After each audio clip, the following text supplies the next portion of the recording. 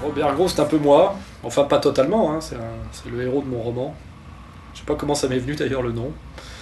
Parce que j'avais signé une pige dans un canard féminin. Parce que je fais un peu de. J'ai fait très longtemps pigiste dans un canard féminin. Et une fois j'ai signé Robert Gros, ce qui fait Gros Robert, hein, dans l'autre sens. Et je l'ai gardé, quoi. Donc voilà, Robert Gros c'est moi. Comme disait Flaubert, Robert Gros c'est moi. Et donc par rapport à Robert Gros, est-ce qu'il y a cette ironie par rapport à Sociaux du Dragueur, où à travers Chute on a cette espèce de récurrence de comment trouver la bonne salope? Bah ça en fait, c'est un article qui m'avait été commandé, parce que en fait moi je recycle, parce que j'aime pas travailler pour rien. Donc c'est un article qui m'avait été commandé, je crois, par Penthouse, un truc comme ça, et qui a cessé d'exister avant livraison. Donc je l'avais en stock sur mon disque dur, et je voulais en faire quelque chose, parce que je le trouvais bien. Et dans le bouquin, je me suis dit, c'est bien de montrer il y a une espèce de système de mise en parallèle de la misère quotidienne du journaliste, et des sujets qu'il est obligé de traiter pour bouffer. Et évidemment, il traite des sujets de drague, sur des dragues en vacances, alors qu'il vit en banlieue avec sa femme malade et son chien. Et bon, je me suis resservi de cet article que j'avais déjà écrit, je l'ai un petit peu remanié, pensant que il y avait un effet de contraste, et que comme je disais, ça restitue bien ce que c'est que la réalité du journaliste, quoi, qui fait le beau au moment où il bosse, c'est qu'il y a réalité un quotidien précaire, complètement minable, hein. C'est la réalité de 99% des journalistes aujourd'hui, quoi. Le bouquin raconte quoi, l'histoire d'un journaliste qui est un individu qui a été formé à l'école, on va dire à l'école républicaine, quoi, à la communale, et qui essaye naïvement au début, et puis après peut-être même pour des raisons presque de refus, à la fin par esprit de résistance, qui essaye de prolonger les idées qu'on lui a inculquées dans le monde adulte et dans le monde des idées, et qui voit qu'il est très difficile de sauver à la fois son honneur et son gagne-pain, quoi. Donc il essaye de sauver son honneur et son gagne-pain, et à la fin il perd les deux, hein. Ça correspond pas mal à la situation objective du jeune journaliste aujourd'hui, quoi.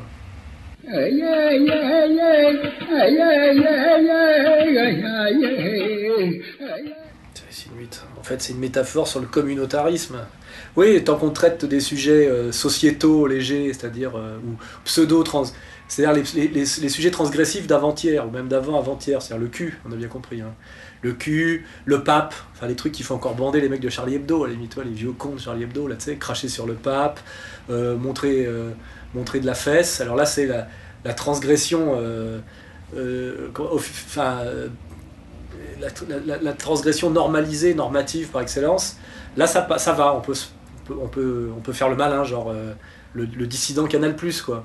Puis dès qu'on continue à vouloir réactualiser la transgression, aller sur les vrais sujets qui fâchent, les sujets qui font problème, qui posent les mêmes questions, là, on s'aperçoit ça dégringole très très vite. On se fait sortir du jeu très vite.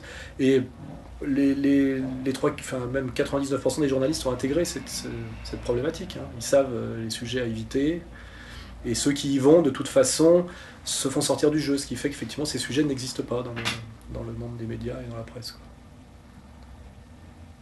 Ah, les méchants américains, oh là là là là là là là là. Oh, les méchants américains, ils ont lancé 2 méchantes bombes atomiques sur les gentils petits japonais. Mais oui, c'est des fous. Mais c'est vrai, ça. Bah, Dantec, non, il me fait doucement marrer, tu vois. De toute façon, lui, grand lecteur des Léon Blum et de Mestre qui joue les sionistes, il est à peu près aussi crédible qu'Ardisson, hein, je veux dire. Je pense que les autres en face sont pas si bêtes, quoi. Moi, mes valeurs sont progressistes, c'est-à-dire que tous les grands intellectuels dont je me réclame sont des juifs, quand même. C'est quand même hallucinant, tu vois. Mais malgré tout, je suis critique envers la dérive communautaire, puisque c'est cohérent avec l'analyse de ces grands anciens-là, tu vois. Eux, c'est l'inverse. Toute leur culture est une culture d'extrême droite antisémite, et ils prétendent être sionistes aujourd'hui, parce qu'ils se disent c'est eux qui incarnent le mieux la force et la brutalité, tu sais, cette idée de... Parce qu'en fait, comme ce sont des lâches physiquement, hein. Dantec, c'est une petite fiotte, hein. Je lève la main et Les gens qui croient que Dantec existe physiquement et que ça serait un homme, d'ailleurs je lance le défi, là, je prends Dantec en combat, corps à corps, quand il veut, point, pied, il n'y a aucun problème, je sais que je le mets KO avec les yeux, simplement, il n'y a aucun problème. Mais ces gens-là, eux, ont une fascination pour la violence, c'est-à-dire que on voit qu'ils rêvent de voir du sang et des larmes, parce ils savent pas que c'est laid, que c'est triste, la vraie violence. Ils n'ont pas fait de sport, de combat, tout ça, ils n'ont pas beaucoup été dans des bastons. Et ça, c'est ces espèces de petits mecs qui parlent de mettre des gens au poteau. Enfin, ils parlent beaucoup de tuer des gens. Hein. Moi, j'en parle, c'est vrai, je parlais un peu mais c'est plus ironique, quoi, quand je dis on va faire un camp pour les bobos à la Défense. Ça reste plus poétique, et puis je pense qu'ils y seraient très heureux en plus. Mais les autres, ils se prennent pour, tu vois, Dantec se prend pour un politique, il est là, il se prend pour un général, on sent qu'il aimerait pouvoir tuer beaucoup de monde. C'est quand même, pour moi, il est ridicule. Hein. Et en plus, sa pensée ne tient pas 5 minutes. Il n'y a pas de cohérence. Le mec qui vient de banlieue, qui a la haine des pauvres, qui est vilain, il a une mauvaise peau. C'est un mec on voit qu'il a une puberté douloureuse. Parce que tout ça, c'est vrai, c'est triste, mais c'est objectif. Et là, en étant un peu une star du livre, parce que lui, il est sur le mythe du grand écrivain, il baise un peu au-dessus de sa condition d'origine, quoi. Et on peut pas lui en vouloir. Mais il faut avoir l'honnêteté de... Enfin, moi, mon honnêteté, c'est celle-là, de dire... Il y a 3 trucs dans la vie, c'est les honneurs, l'argent et la fesse. C'est les 3 trucs qui font marcher le monde. Et tout le monde ne cherche que ça, Solers ne cherche que ça. Et parfois, si on a un peu de force de caractère, on arrive à renoncer un peu à ça pour accomplir une œuvre de vérité.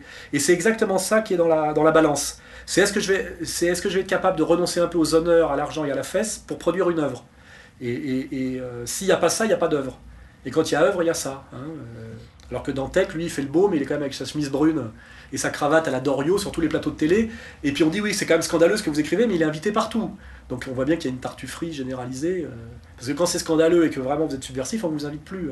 Je le sais, à un moment donné, j'ai bien vu quand je faisais le méchant de service, puis qu'à un moment donné, je deviens tellement méchant, entre guillemets, que je suis viré.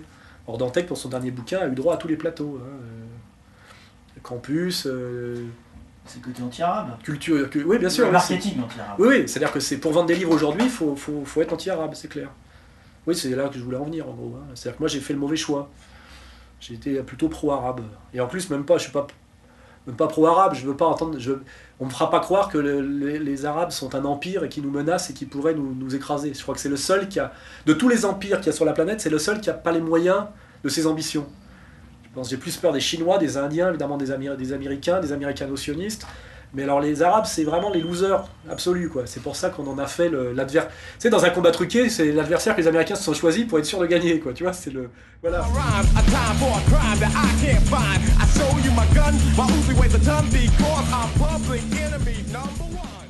Si tu regardes la géographie du bassin parisien, l'obscénité et l'immoralité, elle est là. Tu as une ville de bobos entourée de hordes de banlieusards du tiers-monde, faméliques et haineux. Le jour où les banlieues vont déferler sur Paris... Ils vont déjà déferler un peu. Non, mais ça pourrait se faire vraiment massivement et globalement, tu vois. Le jour où le tiers-monde des banlieues déferlera sur le Paris bobo, ça sera un grand moment d'apocalypse et de justice, tu vois.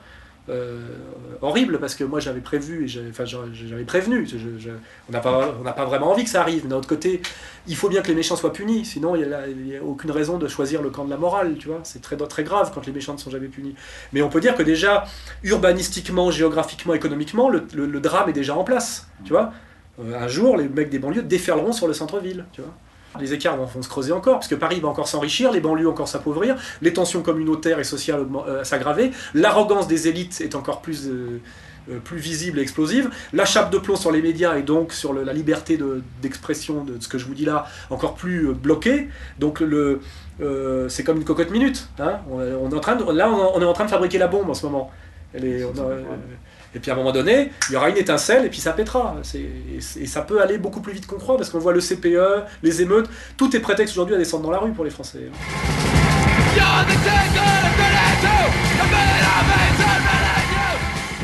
Richard Durd, ouais. Alors moi, ce qui est marrant, c'est que Richard Durd, ça m'a beaucoup ému et j'ai vu un symbole. Hein, c'est des symboles. Hein, symptômes, symboles.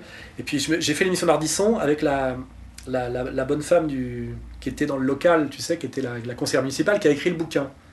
sais, le bouquin, et qui est une élue socialiste, évidemment, de Nanterre, c'est ça. Et j'ai pas osé le dire, parce que c'était trop, mais quand j'entendais parler, j'avais envie de dire à l'antenne, parce que j'étais là, plus je vous entends parler, madame, plus je comprends Durne. Hein, tu vois, c'était ça l'idée, tu vois. Tu le comprends, quoi. Tu te dis, il y avait quelque chose de très moral dans son acte, tu vois. Peut-être qu'il avait peut-être pas volé les autres, là, tu vois. Même si c'est dur de dire ça, parce que t'as pas envie de pas cautionner la violence, bon, les mecs se font tirer dessus, c'est pas très drôle, mais ça veut pas rien dire tout ça. Hein. C'est pas des... Et effectivement, pour échapper à ça, c'est-à-dire au désespoir solitaire qui tourne à la psychose, et ce que le système favorise, parce que des individus dépressifs, ça ne pose aucun problème. C'est comment empêcher qu'ils se réunissent et qu'ils se rendent compte qu'ils ne sont pas déprimés, mais que leur névrose est une névrose objective, produite par le système, et qu'en réalité, ils sont en train de résister, et que leur malaise est la preuve d'une résistance politique, et que s'ils se fédèrent, ils peuvent transformer ce malaise en combat, en force, et même en plaisir. Et tout le travail du système, c'est d'isoler les gens pour qu'ils n'arrivent pas à opérer cette jonction, qui d'un seul coup produit une énergie et une vérité incroyable. Moi, c'est ce que je vois, c'est le plus de mails que je reçois sur mes livres, c'est que les gens me disent « je croyais que j'étais fou et dépressif, j'ai lu vos livres et je me suis rendu compte que je pense exactement comme vous, et vous m'avez d'abord aidé conceptuellement à articuler tout ça, en pensée cohérente, et en fait, vous m'avez aidé à comprendre que j'ai raison, que c'est moi qui suis dans le vrai, alors qu'on m'avait tellement matraqué que je finissais par me demander si j'étais pas devenu un fou, une merde ou un délinquant, enfin tu vois. Et ça c'est le genre de critiques que je reçois le plus souvent, qui sont pas des critiques sur la forme, c'est pas bien écrit ou mal écrit. Ces vos livres m'ont sauvé, hein, quelque part m'ont aidé. Et là, effectivement, c'est ça l'espoir. C'est à un moment donné, ces gens qui sont tous dépressifs tout seuls et au bord du suicide ou de l'acte dangereux, se réunissent, constituent un collectif politique, une force, agissent pour la transformation, et ça produit une épopée, ça sauve la vie. Alors après, 30 ans après, c'est les mêmes merdes à mon avis, hein, on retombe toujours, mais c'est pas grave. C'est-à-dire que la belle femme deviendra vieille et moche, enfin c'est pas grave, ce qui compte c'est que les roses fleurissent à nouveau, quoi. Et c'est ça le truc, c'est qu'on nous empêche, le système est très efficace, très fort, très pervers, et il empêche cette jonction. Il nous a atomisés, quoi, hein, démoralisés, déprimés, c'est ça l'enjeu. Soit on arrive à se regrouper, à se coaliser et on reprend le pouvoir, on transforme les choses, soit on n'y arrive pas et on meurt les uns et les autres séparément, et on meurt de ne pas pouvoir se rejoindre. Voilà, c'est ça. Et je pense que c'est la métaphore exacte de tout ce qui se passe en ce moment. Et l'enjeu du système, des méchants, du pouvoir, c'est ça. Il faut qu'ils restent isolés, soit dans la consommation abrutie, soit dans la dépression. C'est-à-dire que ça dépend du niveau d'intelligence, d'exigence, de lucidité. Alors soit c'est l'abruti, le mec qui est content parce qu'il a presque gagné au loto sportif et qui se dit qu'il gagnera la prochaine fois, et qui a son bouquet satellite, etc., qui est un peu déprimé mais pas trop, enfin dans la léthargie. Et puis le mec un peu plus exigeant, qui est lui vraiment, ça va mal, et qui dit ça me suffira pas, qui sait que d'avoir 150 chaînes de télé va pas le sortir de sa déprime, et qui veut se fédérer avec d'autres êtres humains, et là c'est de voir toutes les barrières qu'on met pour l'en empêcher, et est-ce qu'il passera outre ou pas, est-ce qu'il y arrivera ou pas. Donc il y a un enjeu politique, un combat politique, une inconnue politique, et on est en plein dedans, là, hein. Je veux dire, on n'est pas loin, quoi. Et moi je reçois aussi beaucoup de mails, des gens qui me disent quand est-ce que vous créez un parti politique, il faut qu'on marche ensemble, on peut faire des choses ensemble. Il y a un vrai désir de combat politique collectif là, de plus en plus.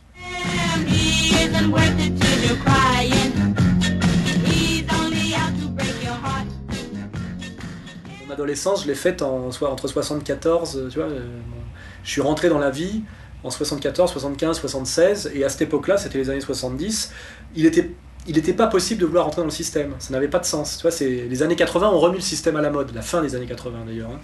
Et moi, à l'époque, j'avais exactement le même positionnement que tous les mecs un peu malins, c'était le but de la vie, c'est d'échapper au salariat, c'est-à-dire à l'exploitation de sa force de travail, tu vois, à l'aliénation, quoi, et d'essayer de vivre autrement. Donc, et puis surtout de pas trop bosser, parce qu'en plus les 30 Glorieuses, c'était beaucoup plus facile à l'époque. Donc qu'est-ce qu'on faisait? On était le plus possible aux terrasses des cafés, on bricolait un peu dans la brocante, tu vois, on faisait des petits coups pour avoir un peu d'argent, et puis on passait son temps à chercher à baiser des filles, quoi, tu vois, et puis on avait un vrai goût pour la culture, et la vraie culture, tu vois, la culture profonde. Donc on lisait beaucoup, on allait au cinéma, on se cultivait, on draguait, on palabrait, et on travaillait le moins possible juste pour vivoter. On n'avait pas besoin de plus parce que le confort c'était le temps libre, et la mobilité, tu vois, le fait de pouvoir aller aux terrasses des cafés. Et à l'époque, on était à notre cantine à Paris, c'était par exemple la Coupole, tu vois. Et quand tu étais considéré comme une espèce de jeune artiste, entre guillemets, à la Coupole, tu avais les vieux serveurs qui te recevaient, qui t'appelaient par ton prénom. C'est-à-dire que quand on voyait que tu perpétuais une espèce de tradition culturo-transgressive, tu étais immédiatement identifié comme membre de cette espèce de groupe qui est quand même une élite, et tu étais respecté. Et moi j'ai vu l'écroulement de tout ce monde qui s'appelait le monde de la culture française, où à un moment donné, au Flore, même si c'est un endroit qu'on ne fréquentait pas, c'est devenu un endroit pour les coiffeurs. Ça a commencé avec les stylistes de mode. Tu sais, quand Libé a commencé à dire que le prêt-à-porter devenait de l'art, tu vois, c'est le début du basculement, et c'est 86 aussi. Tout s'est passé pour moi vers 86. La centrifugeuse pour virer tous les gens qui pensaient sérieusement et qui étaient un peu courageux, c'est en général les gens qui étaient sionistes critiques, ils ont été virés systématiquement, et on a fait rentrer de plus en plus des gens de chez LVMH, enfin tu vois, l'ascension de Jean-Paul Gaultier, tu vois, c'est marrant, c'est-à-dire que on fait rentrer des sionistes et des tapettes, tu vois ce que je veux dire, et on vire des hommes, tu vois, des types qui essayent de devenir des hommes au sens humaniste du terme, c'est-à-dire de concilier le beau, le bien et le vrai dans une vie, quoi, tu vois, où sans croire en Dieu, on croit encore aux valeurs kantiennes, tu vois, de la loi morale et tout ça. Tout ça, je l'ai vu s'écrouler. Alors, bon, chaque écrivain te dit que ça s'écroule, donc tu te dis peut-être que c'est ma naïveté, que je suis sorti de la naïveté peut-être. Mais j'ai l'impression que quand je lis Le Désespéré de Léon Bloy, je me dis, il vivait une époque encore infiniment plus élégante que la mienne, tu vois. Parce qu'il y a un gros parallèle entre Le Désespéré de Léon Bloy et Chute. Et je peux le dire d'autant plus facilement que je l'ai lu après l'avoir écrit. C'est quelqu'un qui m'a dit, ça ressemble beaucoup au Désespéré de Léon Bloy, qui est l'histoire d'un journaliste qui crève de faim, parce qu'il est intègre et à contre-courant. Et je me dis, le pauvre Léon Bloy, il se rend pas compte à quel point son époque est incroyablement lettrée et élégante à côté de la nôtre. Hein. Là, on a atteint un sommet jamais atteint dans l'histoire de l'humanité de vulgarité et de bassesse. Hein. Ça n'a jamais existé avant, cette disparition totale de ce qui a justifié la bourgeoisie, parce qu'il y a la laideur de la bourgeoisie qui est la bourgeoisie économique, mais il y avait quand même le côté respectable de la bourgeoisie qui était la classe de la culture, faut pas oublier, elle est montée là-dessus aussi, tu vois. C'était sa valeur. Or, aujourd'hui, il ne reste plus que la bourgeoisie laide de l'argent, et la bourgeoisie culturelle n'existe plus, c'est-à-dire qu'il n'y a plus aucune raison de la sauver. Et moi, je fais partie des derniers mecs qui ont la formation, le désir, parce que je pense que je suis un tout petit peu plus vieux que les jeunes cons de Canal+. Peut-être que si j'avais eu 5 ans de moins, et que j'avais débarqué non pas à la fin des années 70 ou au milieu des années 70, mais déjà en 80, j'aurais rien connu de tout ça. Et c'est vrai que c'est pas forcément de leur faute. Un Bec BD, c'est le petit con, quoi. Le mec, il arrive de Neuilly, c'est un BCBG, il fait le Cacas Club, il arrive directement dans les boîtes avec les fringues anglaises de son père. Il connaît rien au monde de Jean Genet, de Pasolini, et il n'a aucune sensibilité pour tout ça. Et pour moi, c'est un handicapé, quoi. Et voilà, donc moi, ma chance, c'est d'être un peu plus vieux que ces mecs-là, quoi. C'est tout.